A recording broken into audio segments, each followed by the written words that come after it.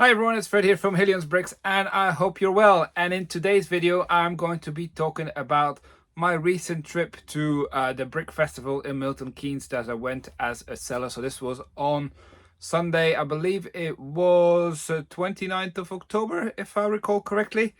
And I didn't manage to take any footage of the actual event whilst I was there because it took me a while to set up everything, but my son Emil did create some video footage, and he's actually uploaded a video on his channel, and it's got about 8 or 9 minutes worth of footage of the actual all the Lego sets that were there. So if you're interested in seeing that, go and check out his channel.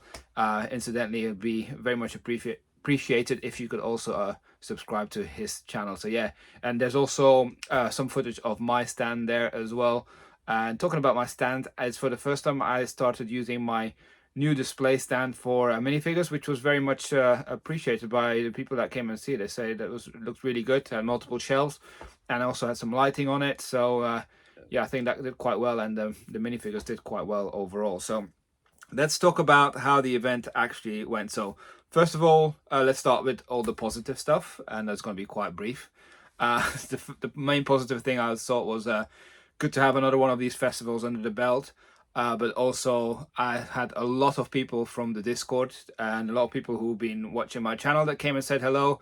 Even some people who had won parts of my giveaway prizes in the past came and said hello. So it's always nice to meet people in real life when you see them out there, and people who have seen me from the channel and support. And yeah, for me, that always gives me a buzz as well. Emil, he was really excited about that as well. So if you see me in future brick festivals, always come and say hello. You don't even have to buy anything. It's just, for me, it's just to know that, you know, people out there are watching the stuff I record right now and are happy for me to do so.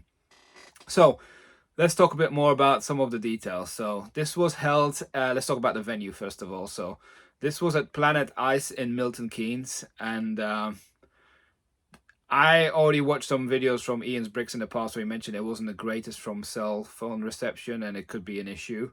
And yes, first of all, I would say the connection was non-existent for some mobile networks. So people who've been following my channel know that I've got two card readers. I've got my old 3G SumUp card reader, and I've got the new solo one that kind of links to your phone and things like that. Now, I'm on the Tesco phone network, and that barely worked in there. People who are on Vodafone seem to have some connection. So one of my card readers, the new one, the SumUp pretty much solo, did not work. Like sometimes it worked, but most of the times it didn't.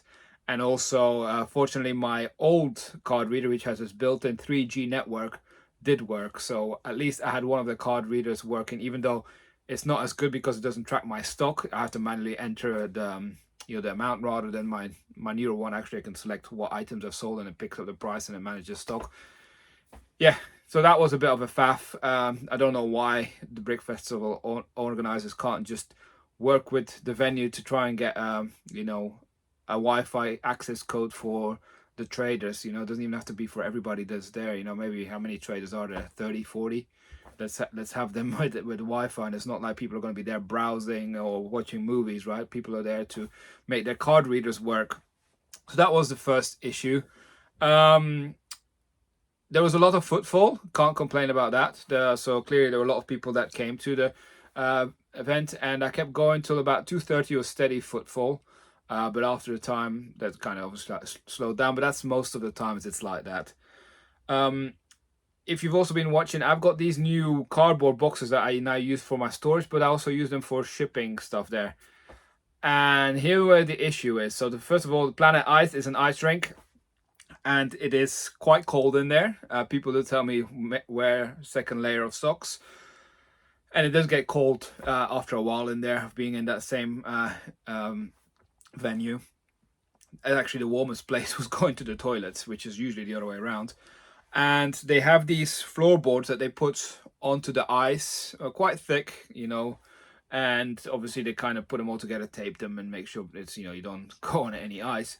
But one thing I did see, maybe after about 2-3 hours, the moisture started to soak through those floorboards, and you could start seeing the floorboards were starting to get damp. Now, I had my cardboard boxes on that floorboard, and I was kind of getting worried that it might compromise the integrity of my cardboard boxes, which I then needed to take back home. But fortunately, they stayed okay, but it's one big watch out as well. The floorboards do get soaked after a while, so that's yeah, not the best again. Then my son decided he was hungry, and I was hungry as well. So I asked him, "Can you go get some food to the food venue?" And we were not picky. We were just getting 2 hot dogs, and it took him an hour and 25 minutes before to get back. And it's not like he was running around looking for things. He was literally queuing and things. So for me, that's unacceptable. I was on my own. I couldn't leave my stand looking for him. I was starting to get worried. Is he still in the venue? Is it being abducted? You know, all sorts of things is going on. And normally, you know, we've been to different venues and he goes and gets an ice cream or something, or he's back within 10 minutes. So that was another worry for me. That was something I had to worry about. So the food service in that place was abysmal, to say the least. Now, also, what else was there?